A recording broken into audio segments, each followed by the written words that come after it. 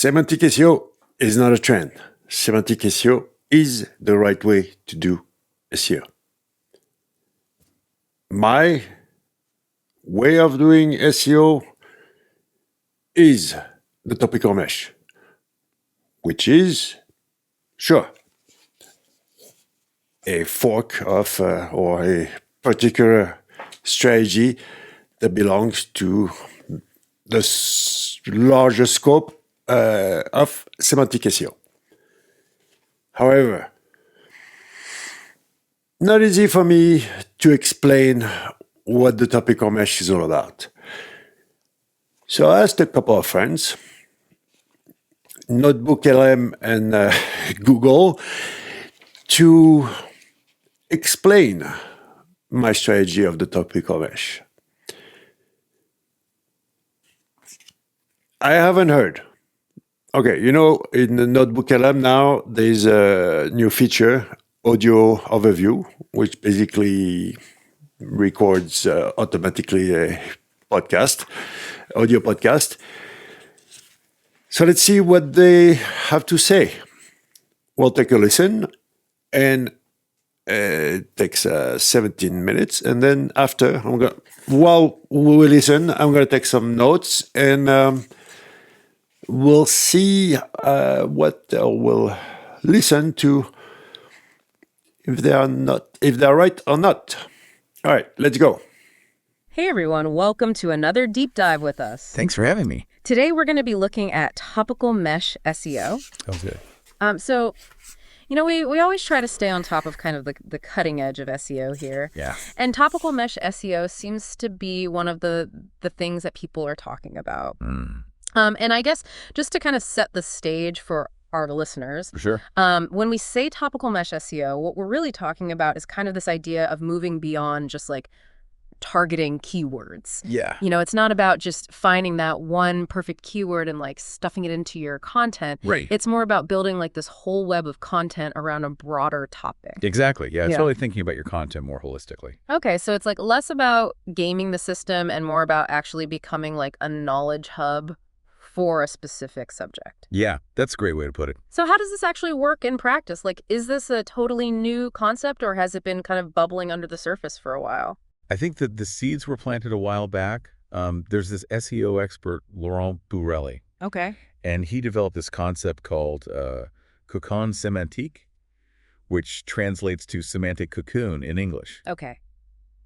And he was really ahead of his time because he recognized that Google was moving away from simply matching keywords and trying to understand the actual meaning behind searches, what people were really looking for. So this was like before everyone was talking about AI and how Google was becoming more sophisticated. Yeah, exactly. He was kind of a pioneer in that sense. Interesting. And then, of course, a major turning point was Google's Hummingbird update back in 2013. Right. That really solidified this move toward what we call semantic search. And just to clarify, for anyone who's not familiar with that term, semantic search basically means that Google is trying to figure out what you really mean when you type something into the search bar. Yeah, they're looking beyond the literal words you're using and trying to understand the intent, the context, the bigger picture. Right. So like if I search for Apple, Google needs to figure out if I'm talking about the fruit, the company, or maybe even a recipe. Exactly. And that's where topical mesh SEO comes in. It's all about aligning your content with that intent, creating a comprehensive resource that answers all the related questions someone might have about a topic. Okay, so it's about becoming the go-to source, the trusted authority on a subject. Yeah, you want to be the website that Google knows can provide the best answers. And does that actually translate into better rankings? Like, do we have any proof that this stuff works? Oh, absolutely. There have been tons of case studies showing that websites that implement topical mesh SEO see significant improvements in their rankings. Wow, okay, so this isn't just some theoretical idea. It's actually something that's driving results. Exactly. And there was one case study that really stood out to me. This website completely restructured its content around this topical mesh model and saw its organic traffic double. Doubled. Yeah, it's pretty impressive. That's amazing. Okay, so if I'm hearing you correctly, topical mesh is less about tricks and more about really understanding a topic in depth and then creating content that reflects that understanding. Exactly. It's about substance over style. Now, I know there's a common misconception that topical mesh is just about internal linking. Oh yeah, that's a big one. Like, people think they just need to add a bunch of links to their pages and Google will be happy. Right. But it's so much more than that. Internal linking is just one piece of the puzzle. Got it. Topical mesh should influence your entire content strategy. Okay, so it impacts what you write about the format you use, even how you approach getting backlinks from other websites. Exactly. It's happening on the page, around the page within the site, and around the URL offsite as well. This is starting to sound pretty complex. It can be, but it doesn't have to be overwhelming. Well, that's good to hear because I feel like we're already getting pretty deep into the weeds here. Yeah, we are. But before we go any further, I want to talk about this game that Laurent Borelli uses to explain how topical mesh works. Oh yeah, the mystery word game. Yeah, can you explain that a little bit? Sure. So imagine you're trying to get someone to guess a word, but you can't actually say the word itself. Okay, so like a game of taboo. Exactly. Okay, I'm intrigued. Give me a word. Let's say the word is French fries.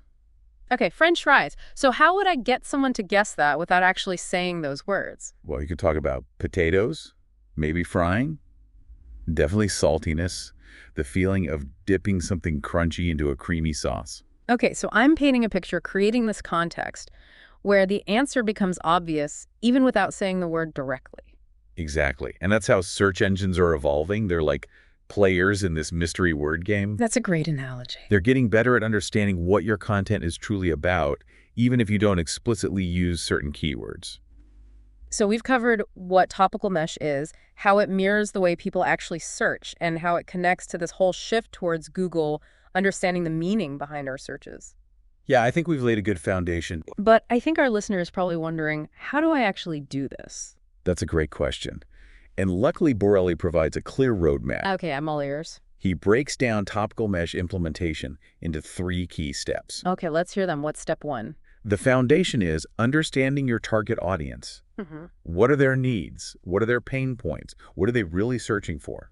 So it's like creating a detailed picture of your ideal customer, what we often call a buyer persona. Exactly. You can't build a house without knowing who's going to live in it, right? Right. Yeah. Okay, what's step 2? Step 2 is where you start to map out your content. It's literally creating a visual mind map that connects all the subtopics related to your main topic. So I'm thinking keywords, search queries, and what else? And very importantly, the commercial value of each of those subtopics. So we're not just creating content for the sake of creating content. We're thinking about how each piece will contribute to our overall goals. Exactly. Got it. And then step 3. Step 3 is where you bring that mind map to life. You use it to structure your website, create those internal links we talked about, and make sure every page flows naturally into the next. Okay, so it's like weaving that tapestry, ensuring that everything is strategically interlinked. Exactly. I'm starting to get the big picture here, but I have a feeling there's more to this story, right? Oh, there's definitely more. We've just scratched the surface. What about the actual content itself? Like, what types of content should we be creating? That's a great question, and that's where things get really interesting because topical mesh isn't just about text on a page. Okay, I'm intrigued. Tell me more. We need to think bigger. Think about all the different ways we can engage our audience, and that brings us to the exciting world of content marketing. All right, content marketing. Let's dive into that in part 2. Sounds good. Stay tuned, everyone. We'll be right back. So we've got this great topical mesh. You know, we've built this web of information, but information alone, isn't enough. Right. You need to bring it to life, make it engaging. So what does that look like in practice? We got to think beyond just blog posts. Okay. Videos, podcasts like this one, infographics, quizzes, social media posts. Oh, wow. All of these can be part of your topical mesh. So it's really about creating a multifaceted experience for the user. Exactly. So like I could create a video explaining a concept and then embed that video on my website and then link that to a blog post that goes into more detail. Exactly. Or I could have like an infographic that summarizes key points and then link that to a quiz that tests people's knowledge. Exactly. You're creating all these different entry points. Uh-huh. And you're also appealing to different learning styles. Right, because some people prefer to watch videos, some people prefer to read, some people are more visual. Exactly. So you're really covering all your bases. And you're also playing into how Google evaluates websites. Okay, how so? They look at things like, the diversity of content, how engaging it is, whether it caters to different types of search intent. So it's not just about creating content that we think is good, it's about making sure it aligns with what Google expects to see. Exactly. You got to smell the SRE. Smell the SRB. Yeah, that's one of Laurent Borelli's concepts. Okay. It's all about analyzing the search results page to understand what Google wants to see. Oh, so like if I search for best running shoes and I see that the top results are all product reviews, then I know that Google is probably looking for product review content. Exactly. Okay, that makes sense. So it's really about being a detective and looking for clues about what Google considers valuable. Yeah, you got to think like Google. Now, what about backlinks? I know we talked about those a little bit earlier. Backlinks are still super important. But how does Topical Mesh change our approach to backlink building? Well, it's not just about getting any link from any website anymore. Okay. It's about getting links from websites that are relevant to your topic. So if I'm a website about gardening, I don't want a backlink from a website about like cryptocurrency. It's exactly. You want backlinks from other gardening websites or home improvement websites, things like that. It's about building a network of allies. Exactly. Websites that are already talking about your topic and can vouch for your expertise. Okay, that makes sense. But how do we actually find those websites? There are a lot of great tools out there that can help you identify relevant websites. Okay. You can also just do some good old-fashioned Googling. See who's ranking for the keywords you're targeting. Okay. Look at your competitors. See who's linking to them. So it's a combination of using tools and just being resourceful. Exactly. Now, I know there's this concept of private link networks, Yeah. which can be a little bit controversial. Yeah, it definitely has a bit of a shady past. Right. But when done right, private link networks can be a powerful way to boost your topical mesh. So what does done right look like? Well, it means building a network of high-quality websites that you have some control over. Yep. These websites should be diverse. They should cover different facets of your main topic, and they should have valuable content. So it's like creating your own little ecosystem. Exactly. And you can use these websites to link back to your main website and really strengthen your topical mesh. Okay, I see the potential there, but this definitely seems like a strategy that requires careful planning and execution. Oh, absolutely. Yeah. You don't want to just go out there and start building spammy websites. Right. You need to be strategic, you need to create high-quality content, and you need to make sure everything looks natural. So it's a powerful tool, but one that needs to be used responsibly. Exactly. Now, I want to shift gears a little bit and talk about AI. Yeah? Because it seems like AI is everywhere these days. It is. And a lot of people are wondering how AI is going to impact SEO. Mm-hmm. What are your thoughts on that? I think AI is going to be a game changer for SEO. Okay, in what way? Well, for one thing, AI can help us automate a lot of the tasks that are currently done manually, Like what? like keyword research, content creation, even link building. Wow. AI can also help us personalize content and create a more dynamic experience for users. So it's like having an AI assistant that can help us with all aspects of SEO. Exactly. That's pretty amazing. But I also have to ask, is there a risk that AI could replace SEO professionals altogether? I don't think so. Okay. I think AI is a tool, and like any tool, it can be used for good or for evil. Uh-huh. It's up to us to use AI in a way that benefits everyone. So it's not about replacing human expertise, it's about enhancing it. Exactly. I like that. And I think the best SEO professionals will be those who embrace AI and learn how to use it to their advantage. Now, for our listener who's maybe feeling a little overwhelmed by all of this, Yeah. where should they start? What's the first step? I think the first step is to just educate yourself. Okay. Read articles, watch videos, attend webinars. Mm-hmm. There's a ton of great information out there. Yeah. And then once you have a basic understanding of AI and how it can be used for SEO, start experimenting. Okay, so it's about learning by doing. Great advice. Well, I think we've covered a lot of ground in this episode. Yeah. We've talked about what topical mesh is, Mm-hmm. how to create engaging content, how to build backlinks, and how AI is going to shape the future of SEO. And we even talked about smelling the S area. We did smell the S area. That's right. Now, I'm curious, how do we actually know if this is working? Like, how do we measure the success of our topical mesh? That's a great question, and that's what we're going to be talking about in part 3. All right, everyone, stay tuned for part 3, where we'll be discussing how to measure the success of your topical mesh SEO efforts.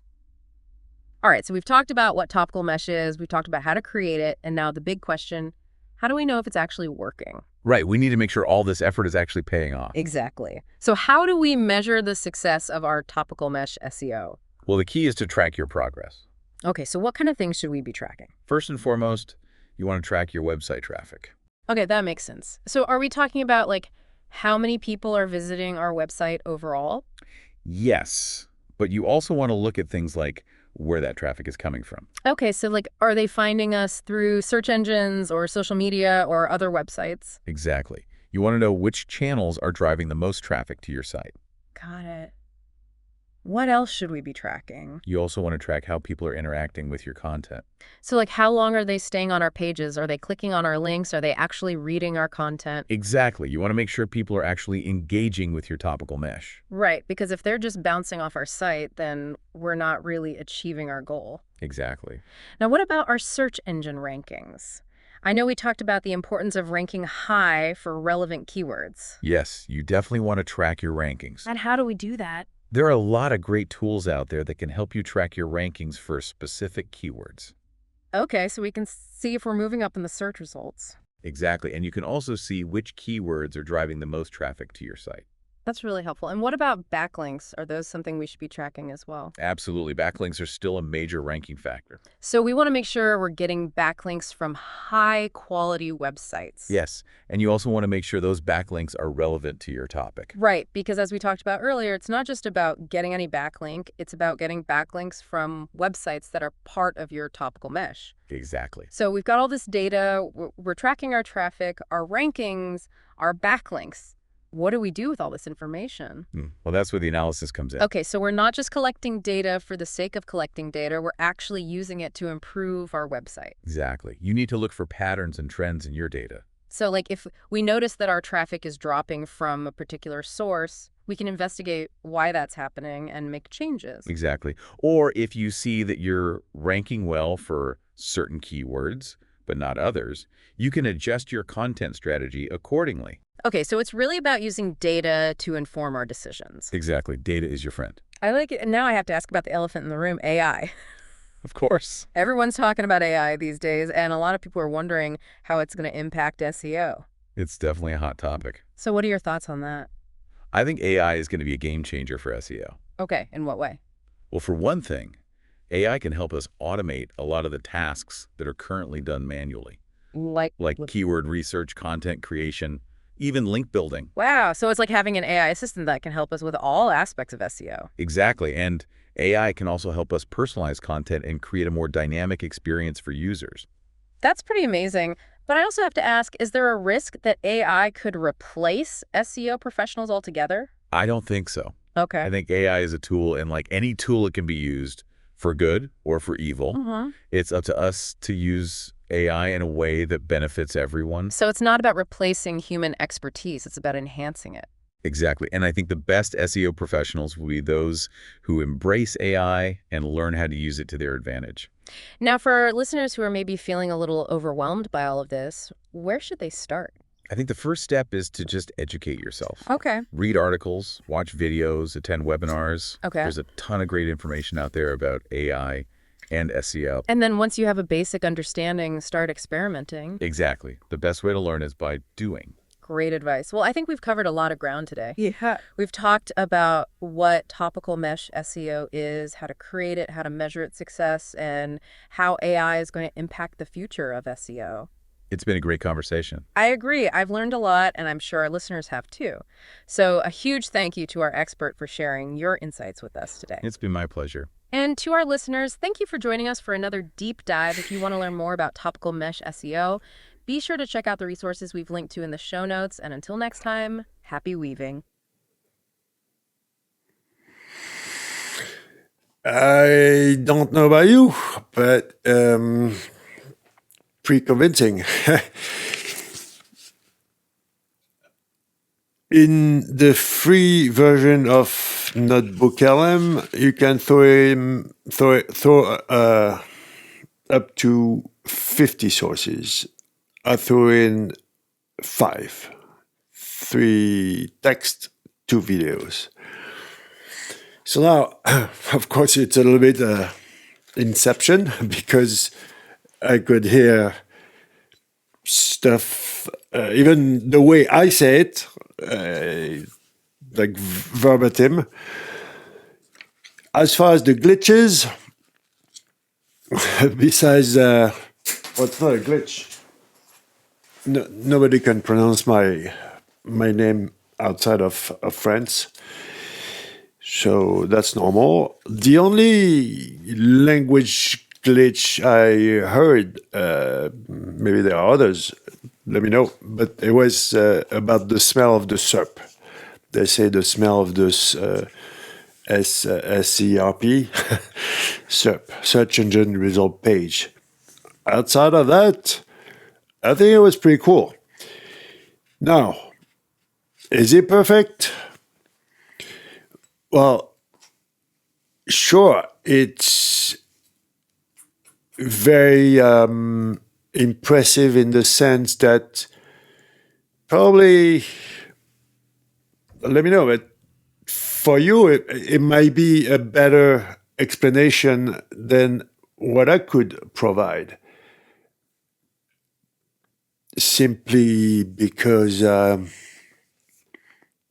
17 minutes, I don't know how the whole like AI. Maybe it's in one of the videos I threw in. I was talking about AI, and they threw that in. There was a little bit too much of it, I think, or not enough. They made some shortcut. For example, the 3 steps. Well, it's really 12, but 3 main ones, I guess. I even picked up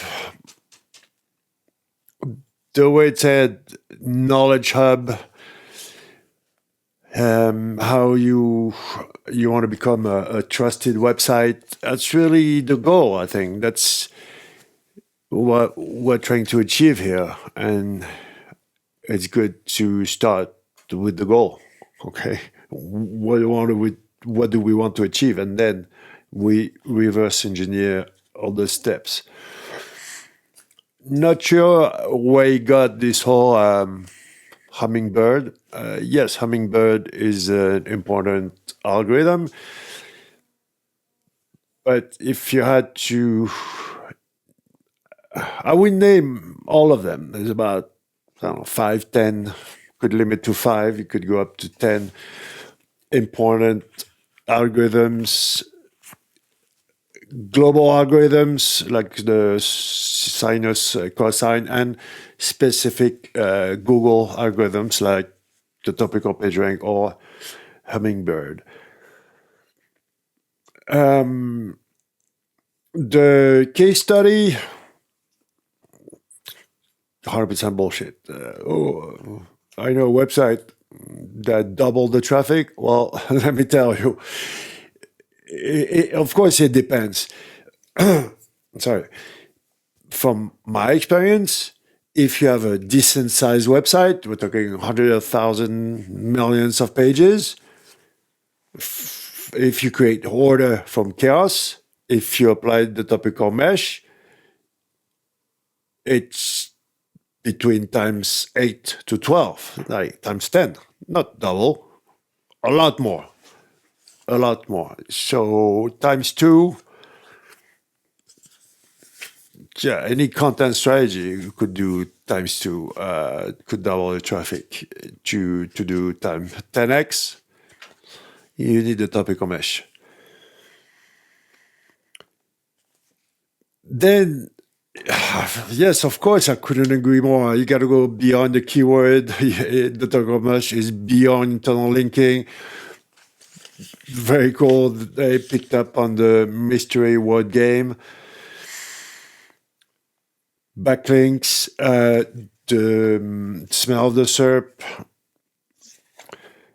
Where I was a little bit let down is where you get more information. Well, go to topicalmesh.com, hire me, or download the course. Yeah, that's the information. And overall, my bad. And maybe if I gave more source, if I fed the machine a bit more info, we would have gotten into what really my strategy is all about today compared to when I launched it in 2012. Because it's not just another SEO strategy.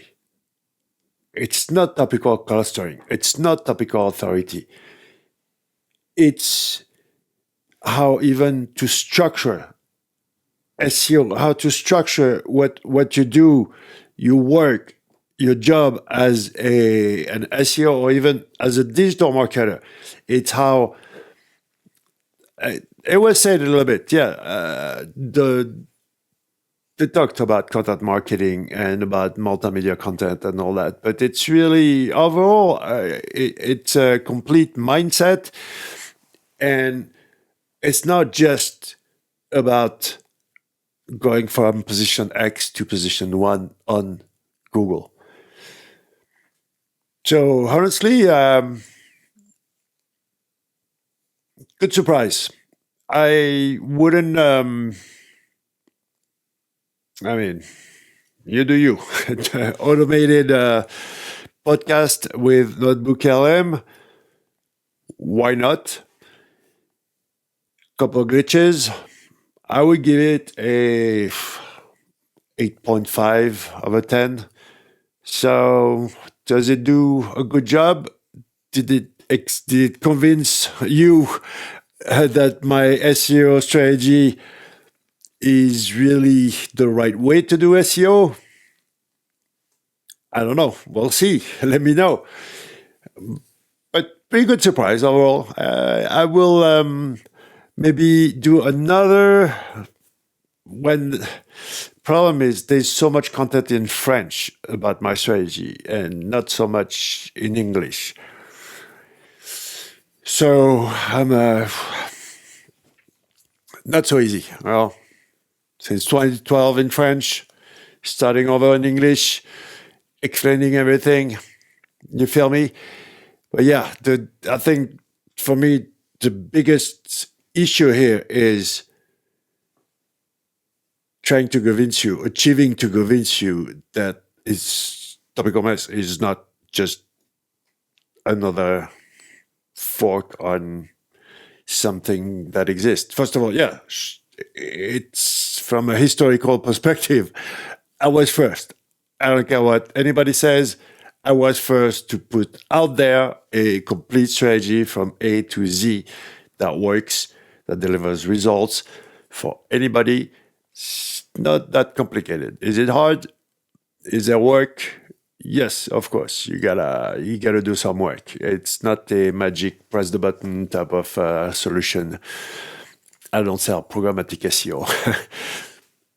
Can programmatic SEO be used in the Topical Mesh? 100%.